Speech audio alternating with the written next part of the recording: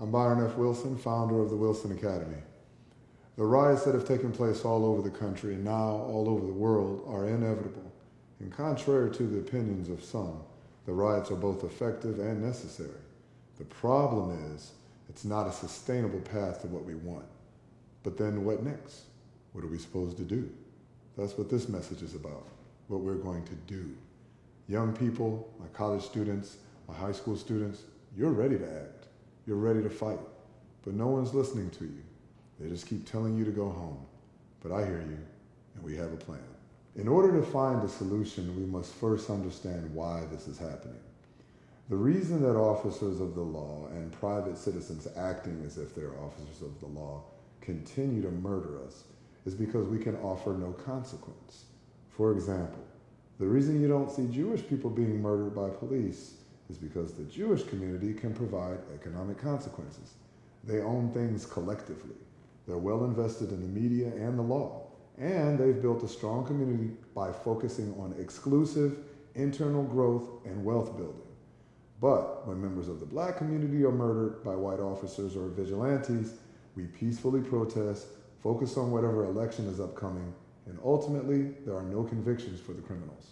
There's something that we missed about how the civil rights movement was effective. Protesting was just the beginning. It was to unify the people and bring attention to the issue. But the next step was always economic action, boycotting, investing in our communities.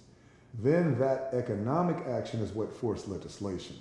The reason our efforts continue to fail is because we first of all keep asking for change instead of forcing it. But secondly, because we keep skipping a critical step in the process. So what do we want? Well, in the short term, we demand justice. In the long term, we demand reform. But we must be specific if we are to hold our nation accountable. So we demand three things. One, we demand convictions and equitable and appropriate prison time for all officers involved in the murders of Breonna Taylor and George Floyd and all parties involved in the lynching of Ahmaud Arbery. Two, we demand legislation that ensures independent review of public safety officers. And three, we demand a modification to the standards by which officers can be prosecuted. I'm sure you've heard people say, if you want change, get to the polls. Now, I'm not suggesting voting is useless, but the reality is voting will not solve our problems. In fact, we cannot allow ourselves to become distracted by political affiliations. The only way to get the change we seek is to show strength both economically and physically. So first, let's address physical strength.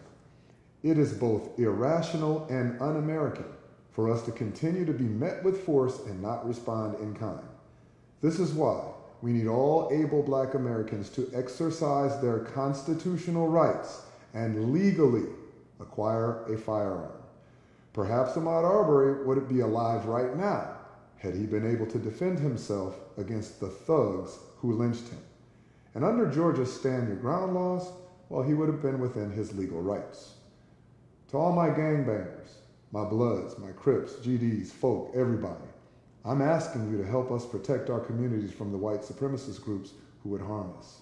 You are already armed and you're not afraid to die. I hope that you see fit to call a truce and unite against a greater common enemy in order to protect our children, our mothers, our sisters, aunties, and grandmothers. Now we must address how we fight economically. America doesn't particularly care about black life. If it did, we wouldn't still be facing what we're facing right now. What America does care about is black dollars. So we have to start speaking America's language. Effective immediately, we will only buy food from black-owned restaurants. This does not apply to grocery stores, as we don't feel there are enough black-owned grocery stores nationwide at this point to accommodate the initiative. However, there are many grocery items you can find on sites like WeBuyBlack.com. Now, our black-owned restaurant initiative means that you will need to avoid many of your favorite restaurants, but you will discover new black-owned favorites. And you must ask yourself, what's more important? Understand that this is only phase one of a larger plan. We will implement phase two in the weeks to come. But this is something that everyone can do. So what's the point? And why will this work? According to both Nielsen and the CDC, black people eat more fast food than anyone. By diverting our billions of dollars, we will accomplish two things. One, change is not free. Supporting only black restaurants keeps our money in our communities, money we can ultimately leverage to create the changes we all want to see. And two, it uses our money we're already spending anyway, to create powerful billionaire allies. These companies will do what is necessary to get our dollars back. And if that means helping us to meet our objectives, well, then that's what they'll do. There are a few important notes to make when concerning this plan. This is not a boycott. We are not punishing white businesses. We are simply consumers who are making a choice to exclusively support black restaurants in the strategic interest of justice and reform. Please note that we are exclusively supporting black-owned restaurants, not minority-owned. The terms black and minority are not interchangeable. So, to my Chinese, Korean, Arabic, and Indian restaurant owners, we have nothing against you personally. But if we don't do this now, there will be none of us left to buy your products anyway. If a franchise location is owned by a black person, eat at that location exclusively. We will not harm our own people. There are websites like eatblackowned.com that you can use to find black-owned restaurants in your area. But I'm confident that once everyone learns of our initiative, they'll let you know how to find them. We will not support non-equitable services. We will support black restaurants that offer the quality and service we deserve. And if we have a negative experience, we will not generalize and say, see, this is why I don't support black businesses. We will simply express our concerns to the management, and if we so choose, we just won't go back to that particular restaurant, just as we would behave with a restaurant that isn't black-owned. This is not a one-day event. Did you know that the famous Montgomery bus boycott lasted over a year? 381 days to be exact. It takes time and consistency to have impact, just as it took time and consistency to implement the racist constructs we are fighting. We will continue with our strategy until our demands are met. At times, this will not be easy. You will be tempted to stray. But please accept that there can be no change without sacrifice. A brief message to white Americans. We don't hate you. We don't hate America. We just need it to work for us in the same way it works for you. Please stop saying all lives matter. Saying all lives matter is like one house in a subdivision is on fire. The fire truck arrives and you ask the fireman to douse your house with water, even though it's not on fire, because your house is important too. We've been asking for equality for hundreds of years now.